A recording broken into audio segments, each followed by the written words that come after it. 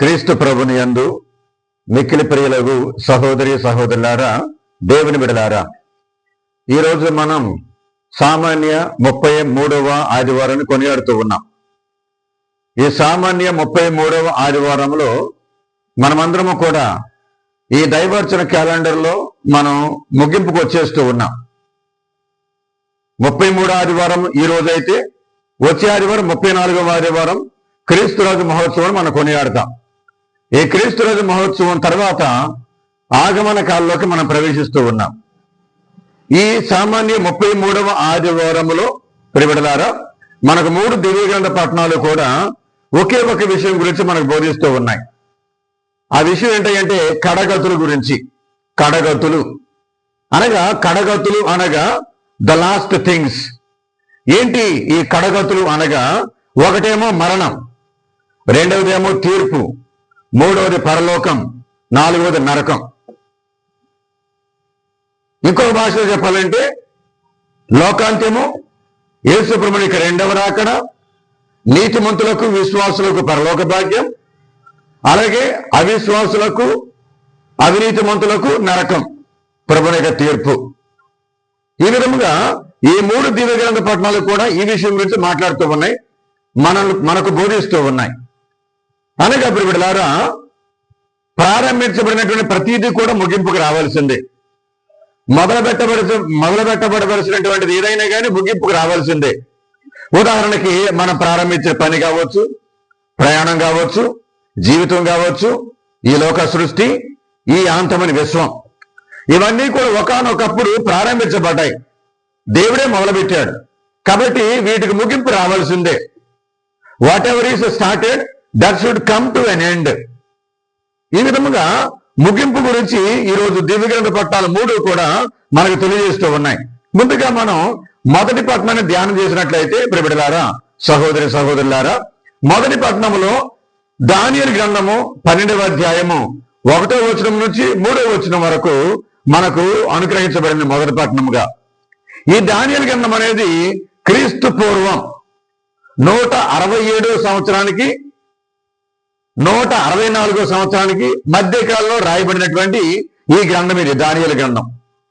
ఈ దానియేలు గ్రంథంలో మనం చూసే ముఖ్యమైన విషయం ఏంటంటే అన్య దేశపు గ్రీకు రాజు చక్రవర్తి యాంటియోకస్ ఎపిఫానెస్, ఈ క్రూరమైనటువంటి రాజు ఇశ్రాయేలు దేశం మీద దండయాత్ర చేసి దాన్ని ఓడించి ఇశ్రాయేలు దేశాన్ని సర్వనాశనం చేసి ఇశ్రాయేలు ప్రజలందరూ కూడా బానిసలంగా చేసుకుని హింసిస్తున్నటువంటి తరుణములో ఈ దానియేలు ప్రవక్త తన యొక్క దివ్య దర్శనముల ద్వారాగా ప్రజలను ధైర్యపరుస్తూ, ప్రజలకు ఊరటమిస్తూ, ప్రజలను భవిష్యత్తు మీద, భగవంతుడి మీద నమ్మకం వైపు వాళ్ళని నడిపిస్తూ ఉన్నాడు.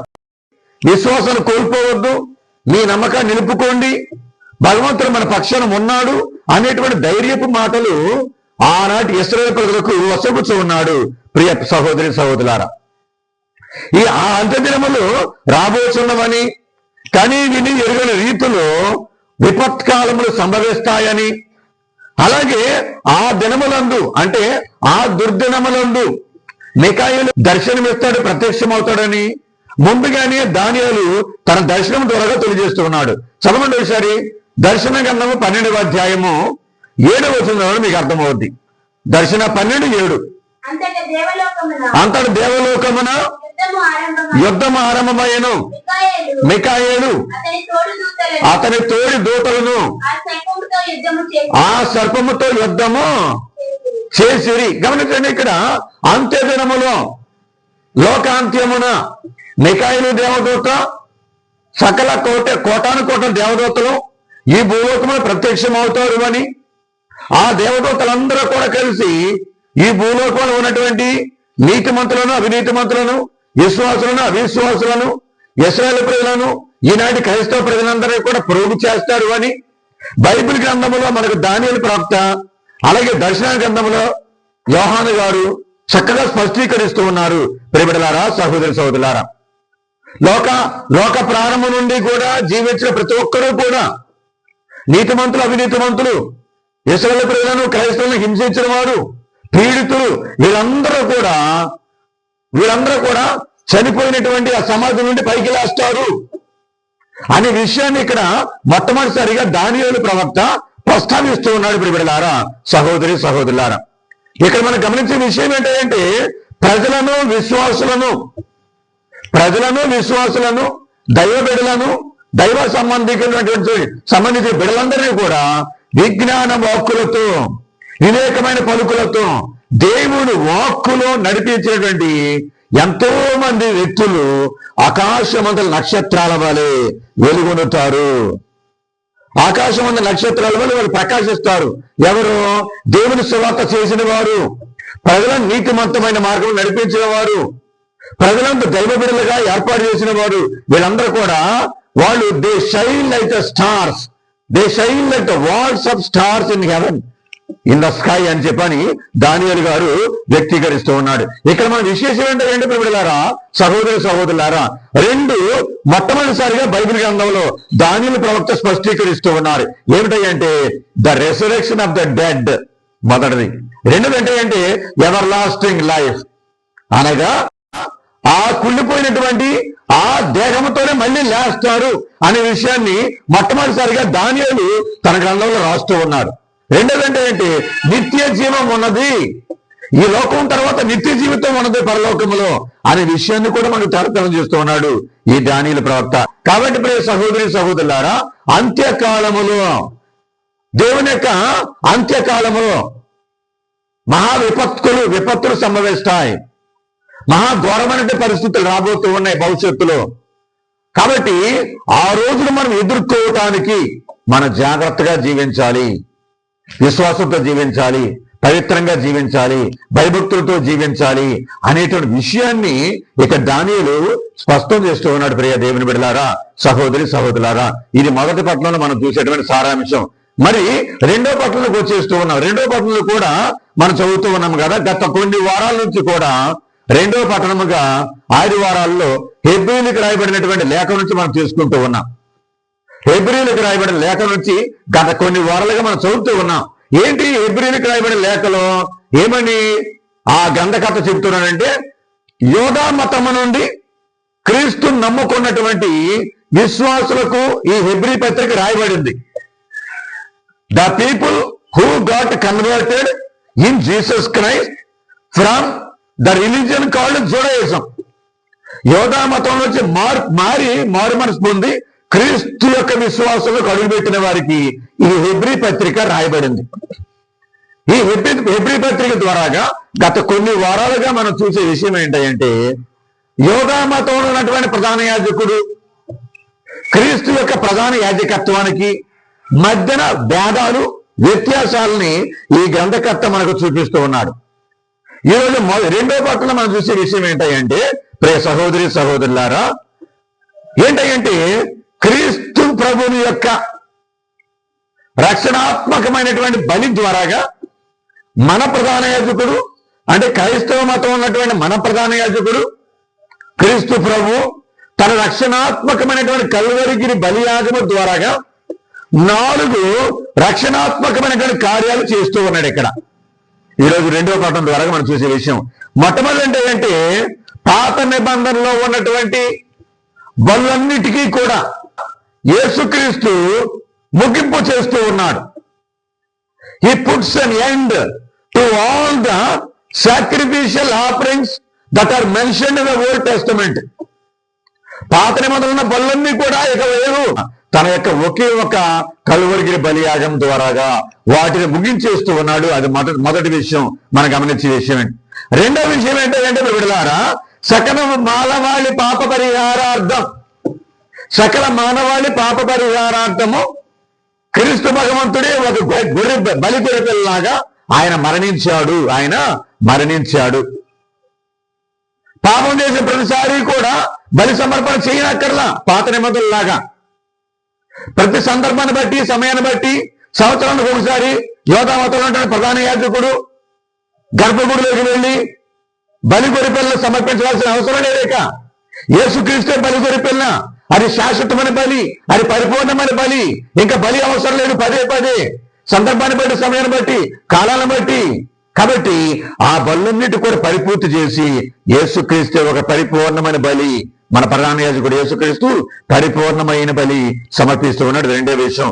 మరి మూడో విషయం ఏంటంటే గురుత్వాన్ని యేసుక్రీస్తు స్థాపించారు. లోక రక్షణార్థమై ఆ రక్షణ కార్యం కొనసాగాలని యేసుక్రీస్తు గురుత్వాన్ని స్థాపించి రక్షణ దివ్య బలి పూజను ఆయన మొదలుపెట్టాడు. యేసుక్రీస్తు స్థాపించాడు. అది మూడో విషయం. అనగా ఏంటంటే పుడుతూ ఉన్నటువంటి ప్రజలందరికీ, జన్మిస్తున్న ప్రజలందరికీ, జీవిస్తున్న ప్రజలందరికీ రక్షణ అవసరం, రక్షణాత్మకమైన బలి అవసరం. ఇక్కడ జరిగేటువంటి ఈ దివ్య పూజ బలి ఇది కొత్తగా జరిగింది కాదు. ఇక్కడ ఆ కలువరిగిన బలియాగమే ఇక్కడ జరిగేటువంటి ఈ దివ్య పూజ బలి దాని కొనసాగింపు. ఇది కొత్తదేమి కాదు, ఇది మొట్టమొదటిదేం కాదు. ఇది ఆ క్రీస్తు భగవంతుడే యాజకుడిగా, బలి గొర్రెపిల్లగా, బలిపీఠంగా ఏర్పాటు చేసుకుని ఆయనే బలి సమర్పిస్తూ ఉన్నాడు. ఇది మూడో విషయం. యేసుక్రీస్తు చేసినటువంటి బలియాగములో ఇది రక్షణాత్మకమైన కార్యం. మూడో విషయం.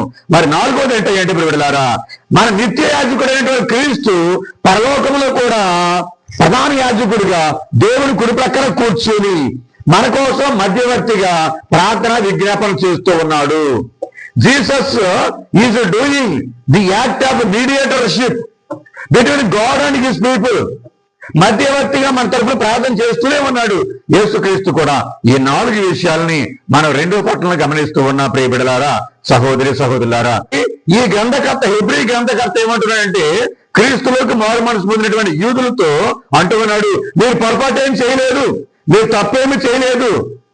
ఎందుకనంటే యోధా మతం ఉన్నటువంటి ప్రధాన యాజకుడి కన్నా ఈ క్రైస్తవ మతం ఉన్నటువంటి ప్రధాన యాజకుడు యేసుక్రీస్తు మిక్కిలి మిన్నయైన వాడు, శ్రేష్టమైన వాడు, దైవ కుమారుడు, దైవ సంభూతుడు ఆయన ద్వారా పరలోక రాజ్యం మనకు లభిస్తూ ఉంది. మీరు భయపడమాకండి, ధైర్యంగా ఉండండి, నిశ్చలంగా ఉండండి, విశ్వాసం నిలుపుకోండి, నమ్మకాన్ని కలిగి జీవించండి అని ప్రోత్సహిస్తూ ఉన్నాడు.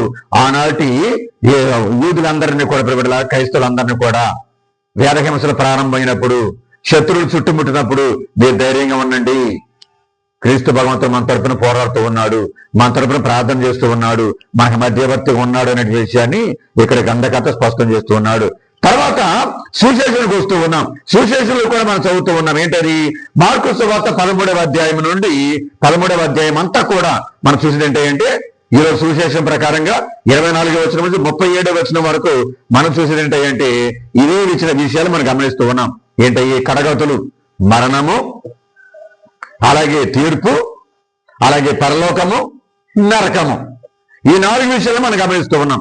ఈ మార్కు సువార్త 13వ అధ్యాయం అంతా కూడా మనం గమనించే విషయాలు ఏంటంటే ప్రియబిడ్డలారా, యెరూషలేము నగరము గురించి, అలాగే యెరూషలేము రాజ్యము గురించి, అలాగే యెరూషలేము దేవాలయము గురించి, అలాగే క్రీస్తునందు విశ్వాసం కలిగిన వారందరినీ కూడా హింసిస్తారు, చంపేస్తారు, న్యాయస్థానాలకు లాక్కెళ్తారు, సొంత కుటుంబ సభ్యులు వాళ్ళని బంధిస్తారు, వాళ్ళని అప్పగిస్తారు అనే విషయాన్ని, రాబోయేటువంటి విషయాలన్నింటినీ కూడా యేసుక్రీస్తు ముందే ప్రవచనం చేస్తూ ఉన్నాడు. ఆ యేసుక్రీస్తు చెప్పినటువంటి మాట ప్రకారంగానే, అనగా క్రీస్తు శకం AD 71లో రోమీయులు ఇశ్రాయేలు దేశం మీద దండయాత్ర చేసి ఇశ్రాయేలు నగరాన్ని, రాజ్యాన్ని, యెరూషలేము దేవాలయాన్ని ధ్వంసం చేయడం జరిగింది. ప్రియబిడ్డలారా, సహోదరి సహోదరులారా, ఆ విధంగా క్రీస్తు ప్రవచించాడు. రాబోయే రోజులు ఈ విధంగా ఉంటాయి, రాబోయే దుర్దినాలు ఈ విధంగా ఉంటాయి అని ప్రవచిస్తూ ఉన్నాడు. చదవండి ఒకసారి ఈనాడు సువిశేషంలో మార్కు సువార్త 13వ అధ్యాయము 1-2 వచనం చదివితే యేసుప్రభుని యొక్క ప్రవచనం ఈ విధంగా ఉందో మనకు అర్థమవుతుంది. చదవండి ఒకసారి. యేసు దేవాలయము నుండి వెలుచుండగా శిష్యులలో ఒకడు, గురుదేవా, ఈ రాళ్ళు ఎట్టివో, ఈ కట్టడములు ఎట్టివో చూడు నేను. అందుకు యేసుప్రభు అంటూ ఉన్నారు, ఏమని?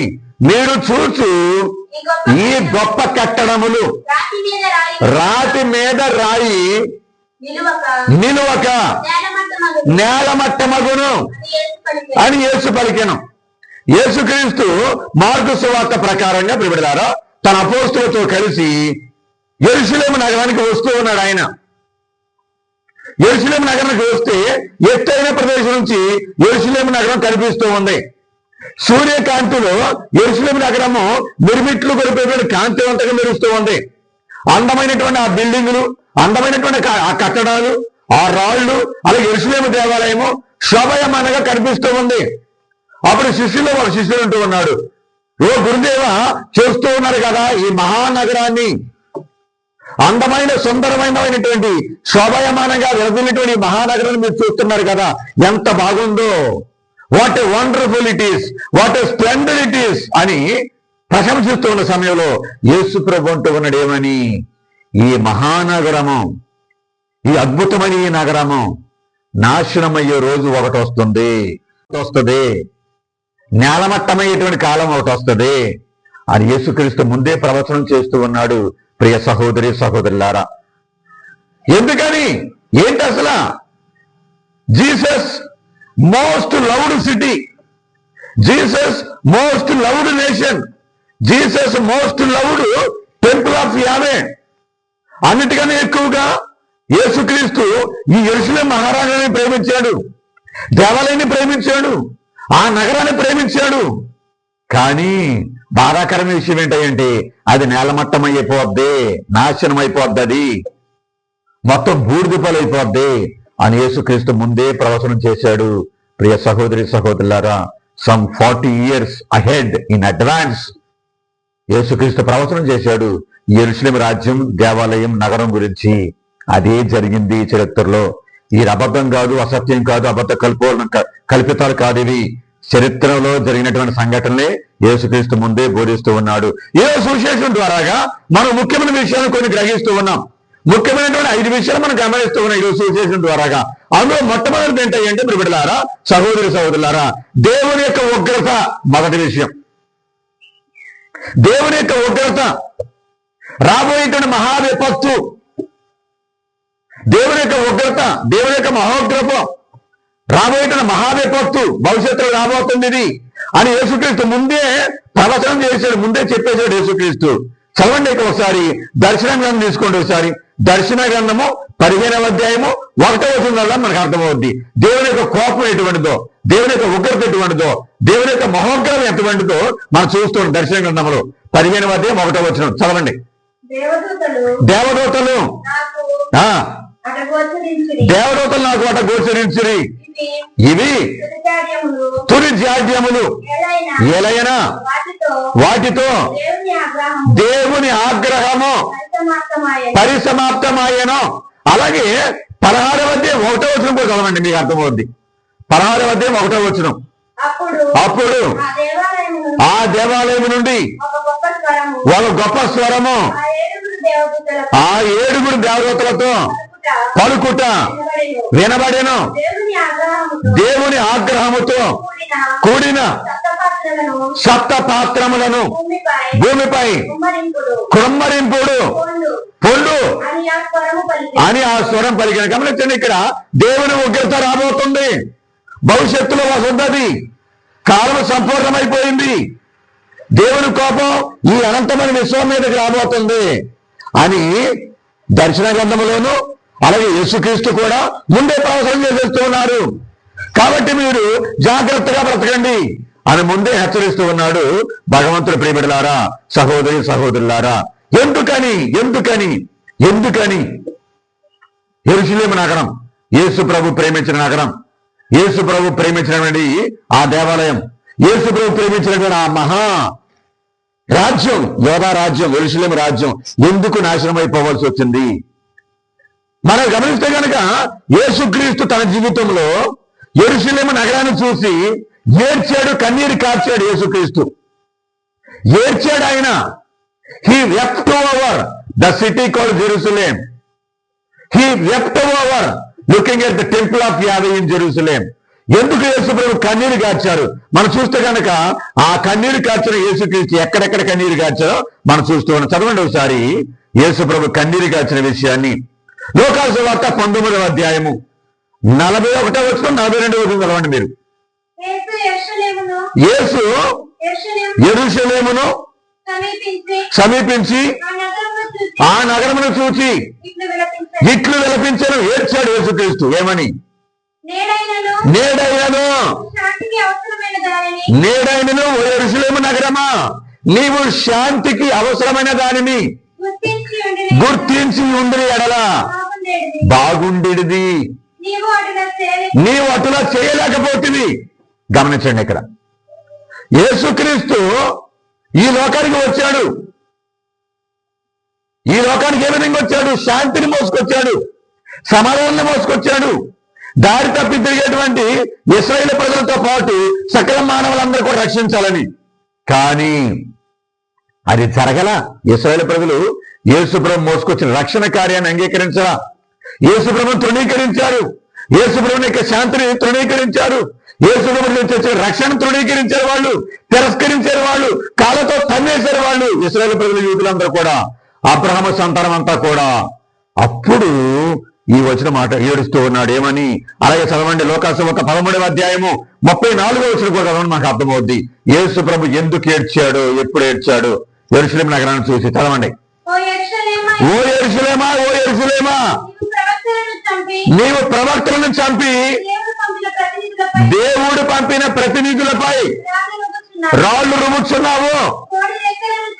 కోడి పెట్ట రెక్కలను చాపి తన పిల్లలను కాపాడుకున్నట్లు నేను ఎన్నో పర్యాయములు నీ బిడ్డలను చేరదీయవచ్చుతని నీవు అంగీకరింపలేదు.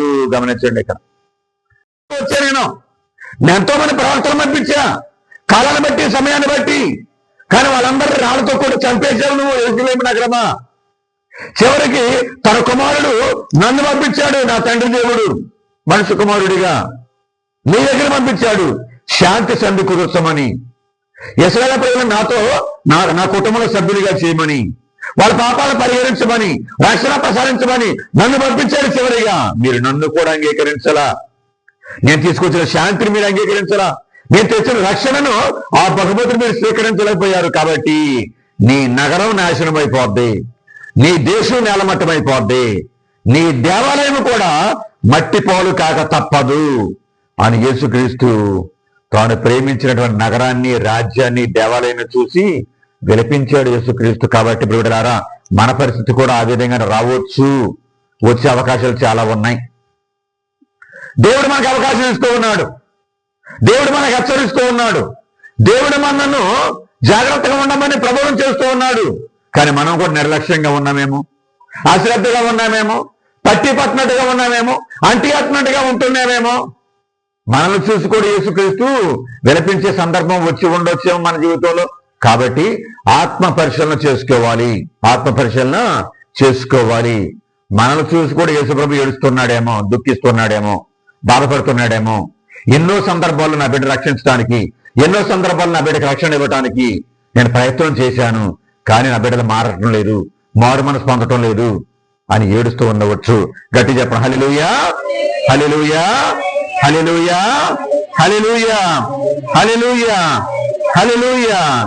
మొదటి విషయం ఏంటంటే, సువిశేషంలో మనం గమనించే విషయం ఏంటంటే, ఏంటిది మనం గమనించే విషయం? దేవుని యొక్క ఉగ్రత, అది మొదటి విషయం. దేవుని యొక్క మహోగ్రం, దేవుని యొక్క విపత్తులు, దేవుడు రప్పించే విపత్తులు, అది మొదటి విషయం. రెండో విషయం ఏంటంటే, ఎవరి బిడ్డలారా, యెరూషలేము పతనం. యెరూషలేము పతనం మనం ధ్యానించవలసినటువంటి యెరూషలేము పతనం రెండో విషయం మనం గుర్తుపెట్టుకోవాలి. మరి మూడో విషయం ఏంటంటే, యేసుక్రీస్తు ముందే ప్రవచనం చేస్తూ ఉన్నాడు. ఏంటో ప్రవచనం? మూడో విషయం, వేద హింసలు రాబోతూ ఉన్నాయి. నన్ను నమ్ముకున్న వారికి హింసలు తప్పం, బాధలు తప్పం, కష్టాలు తప్పం, మరణం తప్పదు. ఇవి రాబోతున్నాయి. కాబట్టి మీరు జాగ్రత్తగా ఉండండి, వేద హింసలు రాబోతున్నాయి. ఏంటది? ఇక్కడ వేద హింసలు క్రీస్తుని అంగీకరించిన వారికి తప్పనిసరిగా వస్తాయి. విశ్వాసులకు, మంచి వారికి, నీతిమంతమైన వారి జీవితం జీవించే వారికి, ధర్మశాస్త్రం ప్రకారంగా జీవించే వారికి, సత్యమును, న్యాయమును, ధర్మమును, ప్రేమ మార్గాన్ని అనుసరించి జీవించే వారికి శ్రమలు తప్పో, హింసలు తప్పో, వేదనలు తప్పో, బాధలు తప్పో, ఇవన్నీ కూడా రాబోతున్నాయి అని చెప్పిన యేసు ప్రభు ముందే హెచ్చరిస్తూ ఉన్నాడు. విశ్వాసులను సిద్ధపరుస్తూ ఉన్నాడు, విశ్వాసులను సిద్ధపరుస్తూ ఉన్నాడు, అపోస్తలులను సిద్ధపరుస్తూ ఉన్నాడు, తన బిడ్డలను సిద్ధపరుస్తూ ఉన్నాడు యేసుక్రీస్తు. తర్వాత మెలకువగా ఉండమని, జాగ్రత్తగా జీవించమని, వాచ్ఫుల్ గా, విజిలెంట్ గా, వెయిట్ చేస్తూ ఎదురు చూడమని చెప్పి యేసుక్రీస్తు వారిని హెచ్చరిస్తూ ఉన్నాడు. తర్వాత నేను వెళ్ళిపోయిన తర్వాత దొంగ ప్రవక్తలు వస్తారు, అంత్యకాలమందు దొంగ ప్రవక్తలు వస్తారు, దొంగ ప్రబోధకులు వస్తారు, నేనే క్రీస్తు అని చెప్పుకునే వాళ్ళు వస్తారు, యాంటీ క్రైస్తు వస్తాడు ఈ లోకానికి. క్రీస్తు ఎక్కడున్నాడు, క్రీస్తు అక్కడున్నాడు, క్రీస్తు ఎక్కడున్నాడు అని చెప్పని ప్రబోధం చేస్తూ ఉంటారు. కానీ మీరు మాత్రం భయపడొద్దు, అటు ఇటు పరిగెత్తమాకండి, అటు ఇటు పరిగెత్తొద్దు. మీరు అక్కడ క్రీస్తున్నాడు, ఇక్కడ క్రీస్తున్నాడు, ఎక్కడ క్రీస్తున్నాడు, అక్కడ అద్భుతం, అక్కడ అద్భుతం, అక్కడ అద్భుతం జరుగుతుంది అని మరి మీరు మాత్రం పరిగెత్తమాకండి. అన్ని కూడా దొంగ నాటకాలే. దొంగ ప్రవక్తలు నా పేరు మీదుగా పుట్టుకొస్తారు. కాబట్టి మీరు జాగ్రత్తగా జీవించండి, జాగ్రత్తగా మీరుండండి. ఇంకో విషయం ఏంటంటే లోకాంత్యం వరకు కూడా సువార్త ప్రచారం మాత్రం ఆగకూడదు. క్రీస్తు ప్రణాళిక సువార్త ప్రచారం అనేది లోకమంతా కూడా వ్యాపించాలి. మీరు సువార్తను చేస్తూనే ఉండండి. ఇక్కడ హింసలు మొదలైతే కనుక వేరే చోటుకి వెళ్ళండి, అక్కడ సువార్త ప్రచారం చేయండి. లోకమంతా కూడా మీరు చుట్టూ రావాల్సిందే. సువార్త ప్రచారం ప్రపంచం అంతా కూడా వ్యాపించాలి. అది యేసు ప్రభు ఇచ్చినటువంటి కట్టడా నిబంధన. మీరు ప్రపంచమంతటా తిరిగి సువార్తను ప్రకటించండి. యేసు ప్రభు చేసినటువంటి the last mandate of Christ Jesus. కాబట్టి ఈ విషయం మనం చూస్తూ ఉన్నాం. మూడో విషయంగా మరి నాలుగో విషయం ఏంటంటే విశ్వములోను ఈ భూమి మీద మహోపద్రవములు వస్తాయి. విశ్వములోను ఈ భూమి మీద కూడా మహోపద్రవములు వస్తాయి. ఆ అంత్యకాలంలో ఎప్పుడది యేసు ప్రభువునికి రెండవ రాకడ సమయంలో విశ్వంలో మహోపద్రవములు, విపత్కార్యాలు, అలాగే భూమి మీద కూడా మహోపద్రవములు, విపత్కార్యములు సంభవిస్తాయి. ఏ విధంగా యేసు ప్రభు చెబుతుండేమని, సూర్యుడు అంధకారమందుడగును, చంద్రుడు కాంతిహీనుడగును, నక్షత్రములు రాలిపోవును. అంటే ఈ అనంతమైనటువంటి విశ్వానికి వెలుగునిచ్చేటువంటి కోటాను కోట్ల నక్షత్రాలు, సూర్యుడు, చంద్రుడు, నక్షత్రాలు, తారకలు అన్ని కూడా కాంతిహీనమైపోతాయి అన్నట్టు ఉన్నాడు. ఈ యేసు ప్రభు చెప్పేనే, కానీ అంత ముందు కూడా ప్రవక్తలు బోధించారు పాత నిబంధనలో. చదవడంలో ఒకసారి మీకు అర్థమవుద్ది. యావేలు గ్రంథము 2వ అధ్యాయం 10వ వచనంలో కూడా సూర్యుడి గురించి, చంద్రుడి గురించి, వాటి కాంతిహీనత, నక్షత్రాల కాంతిహీనత గురించి యావేలు ప్రవక్త ముందే ప్రవచించాడు. చదవండి, 2వ అధ్యాయం 10వ వచనం చదవండి. ఆ మిడతలు సమీపించుచుండగా నేల దద్దరిల్లుచున్నది, ఆకాశం కంపించుచున్నది, సూర్య చంద్రులకు చీకట్లు క్రముచున్నవి, నక్షత్రములు కాంతిని కోల్పోవచ్చున్నవి. చెప్పండి హల్లెలూయా, హల్లెలూయా, హల్లెలూయా, హల్లెలూయా, హల్లెలూయా. యేసు ప్రభు చెబుతూ ఉన్నాడు, ఇక్కడ యావేలు ప్రవక్త కూడా చెప్తున్నాడు. అంత్యకాలములో యేసు ప్రభు యొక్క మెస్సీయ రెండవ రాకడ సమయంలో నక్షత్రాలు, సూర్యుడులు, చంద్రుడు అన్ని కూడా కాంతిహీనమైపోతాయని చెప్పని యేసు ప్రభు ప్రబోధిస్తూ ఉన్నాడు, ప్రవచనం చేస్తూ ఉన్నాడు. అలాగే యెషయా గ్రంథం కూడా చూసుకోండి ఒకసారి. యెషయా గ్రంథము 13వ అధ్యాయము 10వ వచనంలో కూడా ఈ సూర్య చంద్ర నక్షత్రాల గురించి, వాటి కాంతిహీనత గురించి యెషయా ప్రవక్త బోధిస్తూ ఉన్నాడు. చదవండి. చుక్కలు, నక్షత్ర రాశులు ప్రకాశింపవు, సూర్యుడు ఉదయింపగానే చీకట్లు క్రమ్ముకొనును, చంద్రుడు వెలుగునియాడు. గమనించండి, అదే యెషయా గ్రంథంలో ఇంకొక వచనం కూడా ఉంది. 34వ అధ్యాయము 4వ వచనంలో కూడా ఇదే విషయాన్ని యెషయా ప్రవక్త స్పష్టం చేస్తూ ఉన్నాడు. చదవండి. సూర్య చంద్ర నక్షత్రములు నాశనమగును, ఆకాశమును చుట్టుముట్టెదరు, వాటి సైన్యమంతా ద్రాక్ష దళముల వలె, అంజూరపు ఆకుల వలె రాలిపోవుని. గమనించండి, ఇక్కడ సూర్యుడు, చంద్రుడు, నక్షత్రాలు పని చేయవు, అంధకార బంధులైపోతారు వాళ్ళు. రెండవ రాకడ సమయంలో అంత భయంకరంగా ఉంటుంది చీకటి, అంత భయంకరంగా ఉంటుంది. అనగా యేసు ప్రభువునికి రెండవ రాకడ అంత భయానకంగా ఉంటుంది. మహోపద్రవములు వస్తాయి, విపత్కార్యములు జరుగుతాయి అనంత విశ్వములోను, ఈ భూమి మీద కూడా అని మన సువిశేషంలో చూస్తూ ఉన్నాం. ఇవన్నీ కూడా యేసు ప్రభు ముందుగా మనకి ఎందుకు చెప్తున్నాడంటే, విశ్వాసులకి, మన ప్రజలందరికీ ఎందుకు చెప్తున్నాడంటే భయపెట్టడానికి కాదు. ఇది మన భయపెడతానికి, కంగారు పెట్టడానికి కాదు, ఇది నిరుత్సాహపరచడానికి కాదు. ఇది ఇవన్నీ ముందుగా చెప్పాడు యేసుక్రీస్తు.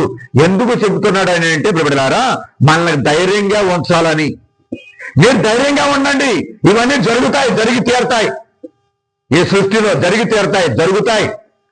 భూమి ఆకాశములు గతించిపోయినా కానీ నా మాటలు మాత్రం గతించిపోవంటాడు యేసుక్రీస్తు.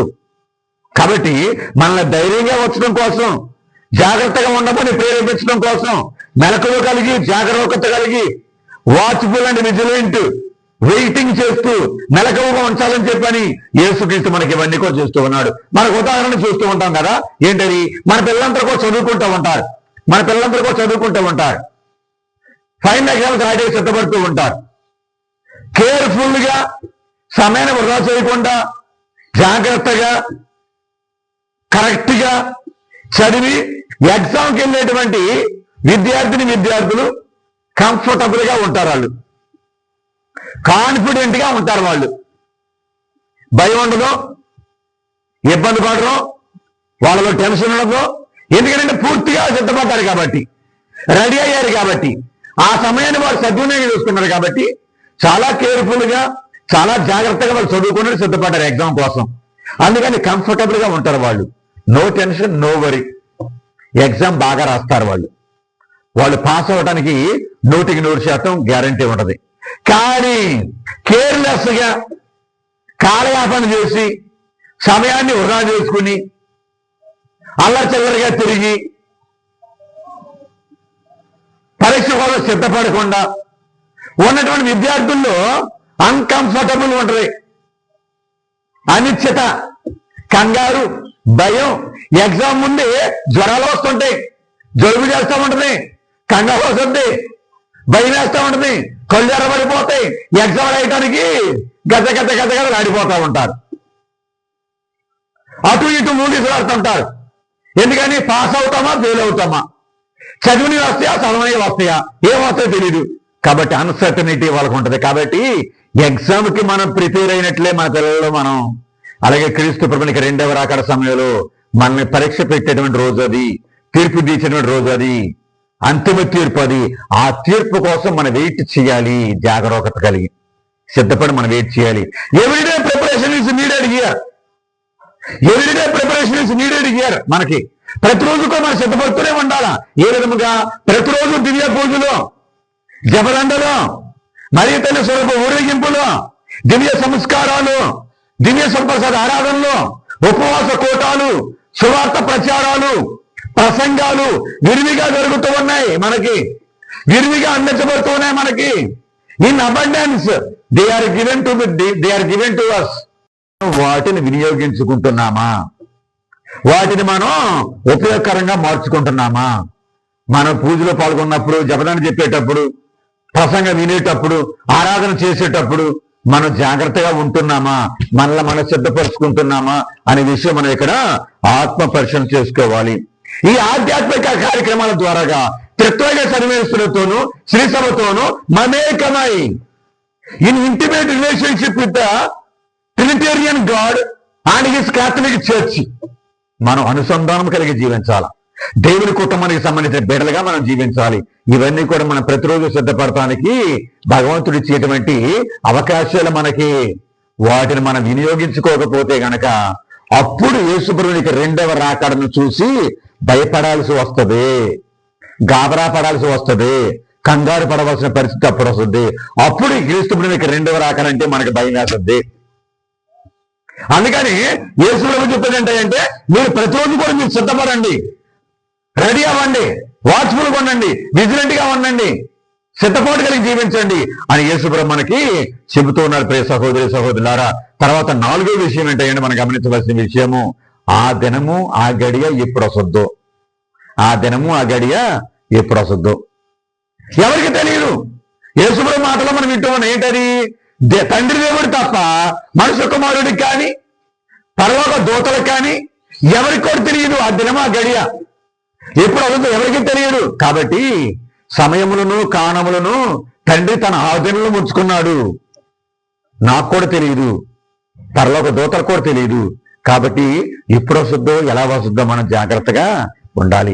ఇవన్నీ కొన్ని సూచనలే, ఇవన్నీ కొన్ని సంకేతాలు. మీకు the science of the times, దాని ప్రకారంగా మీరు జీవించాలని చెప్పని యేసుప్రభు మనకందరికి కూడా ముందుగా ప్రవచనం చేస్తూ హెచ్చరిస్తూ ఉన్నాడు, సూచిస్తూ ఉన్నాడు. ప్రియబిడ్డలారా, సహోదరి సహోదరులారా, చివరిగా ఆఖరి విషయం ఏంటంటే మనం గమనించే విషయం, సువార్త సువిశేషంలో అంజూరపు చెట్టు ఉపమానాన్ని తీసుకుంటాడు యేసుక్రీస్తు. ఏ ఉపమానాన్ని? అంజూరపు చెట్టు ఉపమానాన్ని. ఏంటి అసలు అంజూరపు చెట్టు ఉపమానం ఏంటి అంటే, యేసుప్రభు ఎందుకు ఆ ఉపమానం తీసుకున్నాడంటే, ఇశ్రాయేలు దేశంలో ప్రియబిడ్డలారా, ఈ అంజూరపు చెట్టుకును ఇశ్రాయేల్ దేశానికి చాలా దగ్గర సంబంధం ఉంది. చాలా అసోసియేషన్ ఉందన్నమాట ఈ అంజూరపు చెట్టుకి. అన్ని చెట్లు కూడా అన్ని కాలాల్లో పచ్చగానే ఉంటాయి, పచ్చగా ఉంటాయి, కళకళకళలు ఆడుతూ ఉంటాయి ఇశ్రాయేల్ దేశంలో, అన్ని కాలంలో అన్ని రోజుల్లో కూడా. కానీ ఒకే ఒక చెట్టు కాలానుక్రమంగా మారుతూ ఉంటది. అది ఏ చెట్టు అంటే అంజూరపు చెట్టు. ఈ అంజూరపు చెట్టుని ఉపమానంగా ఇస్తూ ఉన్నాడు యేసుక్రీస్తు, సంకేతంగా సూచనగా ఇస్తున్నాడు యేసుక్రీస్తు. ఆ అంత్యకాలానికి, క్రీస్తు ప్రభువుకి రెండవ రాకడికి, ఆ విపత్కాలానికి సూచనగా ఇస్తూ ఉన్నాడు. ఏంటది? అంజూరపు చెట్టును చూసి మీరు నేర్చుకోండి, గుర్తించండి. ఏంటది? వసంత కాలంలో అంజూరపు చెట్టు పచ్చగా కలకల ఉంటుంది. ఆ వసంత కాలము చివరి రోజులు వచ్చేటప్పటికి దాని ఆకులు రాలిపోతా ఉంటాయి, ఆకులు రాలిపోతూ ఉంటాయి. అంటే అర్థం ఏంటి? వసంతకాలం అయిపోయిన తర్వాత ఎండాకాలం రాబోతుంది అని సూచన. వసంతకాలంలో పచ్చగా ఉన్నటువంటి ఈ చెట్టు ఆ వసంతకాలం చివరి రోజులకు వచ్చేటప్పటికి ఆకులు వాడిపోతూ ఉంటాయి, రాలిపోతూ ఉంటాయి. అంటే వేసవకాలం దగ్గర పడుతుంది అని గుర్తు అనమాట. కాబట్టి ఈ సైన్స్, ఈ సిగ్నల్స్, ఈ సూచనలు ఇవన్నీ కూడా మీకు గుర్తులు, సంకేతాలు. మీరు జాగ్రత్తగా ఉండండి. రోజులు దగ్గర పడుతున్నాయని మన గుర్తు. వ్యక్తిగతంగా మనకు కూడా దేవుడు కొన్ని గుర్తులు ఇస్తూ ఉంటాడు. ఈరోజు మనకు కూడా కొన్ని గుర్తులు ఇస్తూ ఉంటాడు. చాలా మందికి ఏంటంటే ఓల్డ్ మ్యాన్ అని పిలిస్తే వాళ్ళు బాధపడుతుంటారు. నేను ముసలివాడిని ఏంటి, నేను ఓల్డ్ మ్యాన్ ఏంటి, నేను ముసలిదాన్ని ఏంటి, I not old, why do you call me old, ముసలిదాన్ని నేను మిగులుతాను అని బాధ అవుతుంటే మనందరిలో కూడా. కానీ ఇక్కడ విషయం మనం గుర్తించేది ఏంటంటే, ముసలితనం అనేది అది ఒక శాపం కాదు. ముసలితనం అనేది మన జీవితం అయిపోతుందని కాదు. ఇక్కడ ఈ ముసలితనం అనేది ప్రియబిడ్డలారా, మనం దేవుని దగ్గరికి చేరుకుంటున్నాము అనే విషయం మనం గుర్తుంచుకోవాలి. దేవుడు మన దగ్గర తీసుకున్నాడు, దేవుడు మన దగ్గర చేర్చుకుంటున్నాడు, మన దేవునికి సమీపంగా ఉన్నాము అనే విషయం మనం గుర్తుంచుకోవాలా. అది మొదటిది. రెండోది ఏంటంటే, దేవుడు నీకు నాకు రెండవ రాకడ ఆల్రెడీ సిద్ధమైంది, తయారైపోయిందని గుర్తుంచుకోవడం. ఏంటంటే మనకు వచ్చే వ్యాధులు మనకు గుర్తు చేస్తూ ఉంటాయి, బాధలు మనకు గుర్తు చేస్తూ ఉంటాయి. ఎన్నిసార్లు మనం డాక్టర్ల దగ్గరికి వెళ్తున్నామో, ఎన్నిసార్లు డాక్టర్ అపాయింట్మెంట్ తీసుకుంటున్నామో, ఎన్నిసార్లు మనం మందులు వేసుకుంటున్నామో, ఎన్నిసార్లు ఈ వ్యాధులు ఇబ్బందులు వస్తూ ఉన్నాయో, ఈ ఆర్థికపరమైనటువంటి సమస్యలు వస్తూ ఉన్నాయో గుర్తు చేసుకోవాలి. యేసుక్రీస్తు నన్ను సిద్ధపడమని నాకు హెచ్చరిస్తూ ఉన్నాడు, నన్ను రెడీ చేస్తూ ఉన్నాడు. ఈ రోజున నేను సిద్ధపడాలా, నేను రెడీ అవ్వాలి, జాగ్రత్తగా జీవించాలి. నా టైం దగ్గర పడింది, ఈ రెండవ రాకడ సమయం దగ్గర పడిపోయింది. వ్యక్తిగతంగా నాకు దేవుడు కొన్ని సూచనలు ఇస్తూ ఉన్నాడు. వయసు మీద పడుతున్న కొద్దిగా అనారోగ్య సమస్యలు వస్తూ ఉంటాయి, వయసు మీద పడుతున్న కొద్దిగా బాధలు వస్తూ ఉంటాయి, కష్టాలు వస్తూ ఉంటాయి, ఆర్థిక పరమైన, వయసు పరమైన, ఆరోగ్యపరమైన సమస్యలు వచ్చి పడుతూ ఉంటాయి. ఇవన్నీ కూడా మనకు గుర్తులు, సంకేతాలు ప్రియబిడ్డలారా, సహోదరి సోదరు. కాబట్టి మనం ఎల్లప్పుడూ కూడా ప్రతి దినము, అనుదినము జాగరూకత కలిగి, మెలకువ కలిగి, సిద్ధపాటుతో జీవించమనికి ఈరోజు ఈ 3 దివ్య గ్రంథ పఠనాలు మనకు బోధిస్తూ ఉన్నాయి. మనల్ని సిద్ధపడమని చెప్పని హెచ్చరిస్తూ ఉన్నాయి. భయపడొద్దని చెప్పని యేసుప్రభు అంటూ ఉన్నారు. మీరు ప్రతిరోజు సిద్ధపడండి, మీరు ధైర్యంగా ఉండండి. మీ యేసుక్రీస్తుని నేను, మీ ప్రధాన యాజకుడైన నేను మీకు నిత్య జీవాన్ని ప్రసాదిస్తాను, మీ పక్షాన నేను పోరాడతాను, మీకు మధ్యవర్తిగా నేను ఉండి తండ్రి కుడి ప్రక్కన మీకోసం మనవి చేస్తూ ఉంటాను. మీరు ధైర్యంగా ఉండండి, నిశ్చలంగా ఉండండి, నేను మీకు తోడుగా ఉన్నాను. ఇప్పుడు బాధలు పడుతున్నారా, శ్రమలు పడుతున్నారా, హింసలు పడుతున్నారా, నా నిమిత్తం, నా సువార్త నిమిత్తం మీకు రక్షణ, పరలోక రాజ్యంలో జీవ గ్రంథంలో మీ పేరు సువర్ణాక్షరాలతో రాయబడి ఉంది. మీరు ధైర్యంగా ఉండండి చెప్పిన యేసు ప్రభు ఈ రోజు దివ్య గ్రంథ పఠనాల ద్వారా తండ్రి దేవుడు మనకు బోధిస్తూ ఉన్నాడు. కాబట్టి అందరూ తల్ల మంచి కళ్ళు ప్రార్థన. ఈ సామాన్య 33వ ఆదివారంలో ఆగమన కాలంలోకి ప్రవేశించేటువంటి ముందు దినములలో భగవంతుడు మనకి ఇచ్చేటువంటి సందేశం ప్రతి సంవత్సరం ఇచ్చినట్లుగానే సిద్ధపడాలి మనం. రెడీ అవ్వాలి. మనం ఆధ్యాత్మికంగా మనం రెడీ అవ్వాలా. క్రీస్తు ప్రభుని స్వీకరించాలి. మనం క్రీస్తుని సువార్త మనం స్వీకరించాలి. ఈ లోక పోకడల ప్రకారంగా మనం జీవించకూడదు. ఈ లోకం నడిచిన తీరులో మనం నడవకూడదు. ఈ లోకం నడిచిన దారిలో మనం నడవకూడదు. ఈ లోకం పాపమయం. ఈ లోకం విలాసవంతమైనటువంటి మార్గం, విశాలమైన మార్గం ఈ లోక మార్గం. కానీ ఇరుకైన మార్గంలో మనం నడవాలా. నీతివంతమైన, నిజాయితీతో కూడిన, స్వచ్ఛమైన, భయభక్తులతో కూడిన జీవితాన్ని మనం జీవించాలి. కాబట్టి కడగతులు అనేవి ఉన్నాయి. కడగతులు ఉన్నాయి. అంత్యకాలం ఉంది. క్రీస్తుని రెండవ రాకడ ఉంది. తీర్పు ఉంది. పరలోకం ఉంది, నరకం ఉంది, మరణం కూడా ఉంది. కాబట్టి నా యేసు క్రీస్తువా, ప్రార్థన చేస్తున్నాను తండ్రి, ఈ రోజున నన్ను దీవించు, నన్ను ఆశీర్వదించు. నీవు నాకు ఇస్తున్నటువంటి ఈ సమయాన్ని సద్వినియోగం చేసుకోవాలి. నీవు నాకు ఇస్తున్నటువంటి ఈ ప్రేషిత కార్యాలను సద్వినియోగం చేసుకోవాలి. ఆధ్యాత్మిక దివ్య సంస్కారాలను నేను సద్వినియోగం చేసుకోవాలి. ప్రతిరోజు కూడా నేను సిద్ధపడాలి, తయారవ్వాలి. ఆ దినమును, ఆ గడియను ఎదుర్కోవటానికి ధైర్యంగా మీరు మేఘారూఢుడై, సింహాసనాసీనుడై మీరు ఈ లోకానికి వస్తూ ఉన్నప్పుడు రెండవ రకడ సమయంలో తల ఎత్తి మిమ్మల్ని చూడగలిగేటువంటి స్థితిలోనే ఉండాలి ప్రభువా. ఆ భయంకరమైన రోజును తట్టుకున్నటువంటి ధైర్యాన్ని, శక్తిని పొందగలిగిన తండ్రి దయచేయమని, దీవించమని, ఆశీర్వదించమని ప్రార్థన చేస్తూ, దేవా వాక్యాన్ని వినే ప్రతి ఒక్కరికి మారు మనసును దయచేసి, పశ్చాత్తాప హృదయాన్ని దయచేసి, వారి దైనందిన జీవితంలో ప్రభువా ఎదుర్కొనే ప్రతి సమస్య, ప్రతి ఇబ్బంది, ప్రతి కష్టము, ఆర్థికపరమైన, సామాజిక పరమైన, కుటుంబపరమైన, అనారోగ్యపరమైన ఏ విధమైన సమస్యను ఎదుర్కొన్నా కానీ దేవా మీ అందు విశ్వాసం, నమ్మకం కలిగి మీరున్నటువంటి ధైర్యాన్ని వారికి అనుగ్రహించి దీవించమని మా ప్రభువుని యేసుక్రీస్తు ద్వారా ఈ మనవి చేయుచున్నాము తండ్రి. ఆమేన్.